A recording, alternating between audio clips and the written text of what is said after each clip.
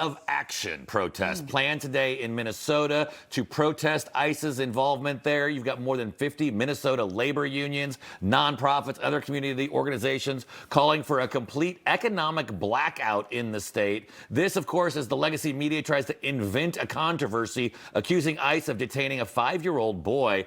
I mean, it just amazes me, Tricia, that you're dealing with all the real world challenges of this issue, and you got to spend time pushing back and trying to respond to fake narratives about ICE detaining a 5-year-old boy when the facts just don't show it.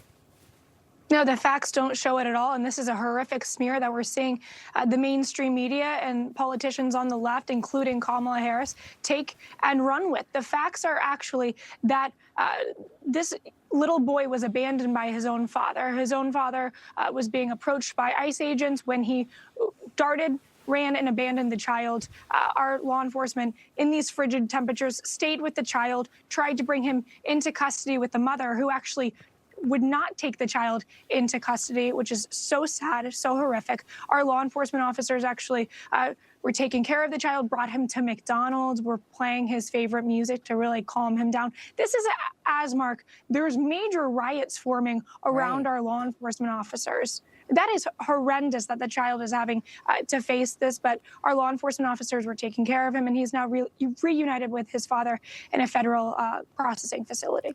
And it's important to note that this morning, wind chills were in -50 there. And this man left his child out on the frigid cold streets. As you said, that's the real story, but not the one you'll hear on other media outlets. I want to get to this. The other big news today, as Mark mentioned right off the top, that protesters are now taking to the streets for this day of action, calling on residents to skip work, skip school, don't shop, don't go anywhere. I guess just go out in the streets and protest because they want to disrupt ICE as they continue to do their job. What do you make of this and what we're going to see play out today?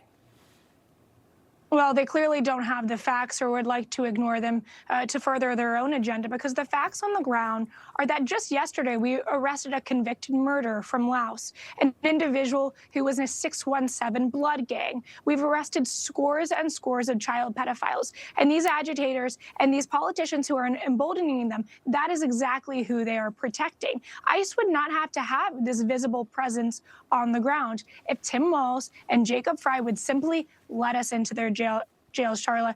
As we speak, there are 1,360 criminal illegal aliens sitting in Minneapolis's jails. We know that those individuals will likely be allowed back out onto the streets of Minneapolis because of those sanctuary city policies. All we are asking for is for them to have state and local cooperation when our law enforcement officers need backup, when they're being attacked, when they're being obstructed, when we give a call to 911.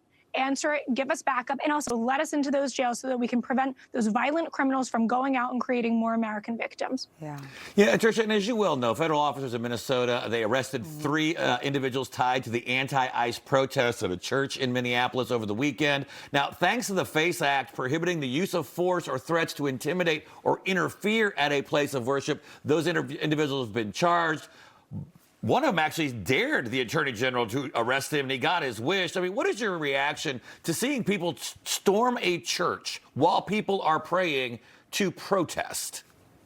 It's absolute hysteria. You are trampling on others' rights and bastardizing what it means for peaceful protest and free speech. All 3 of these individuals will charge and will be prosecuted for conspiracy to deprive others of rights, which, of course, worship in this country is a right, and the Department of Justice under President Trump will enforce that right.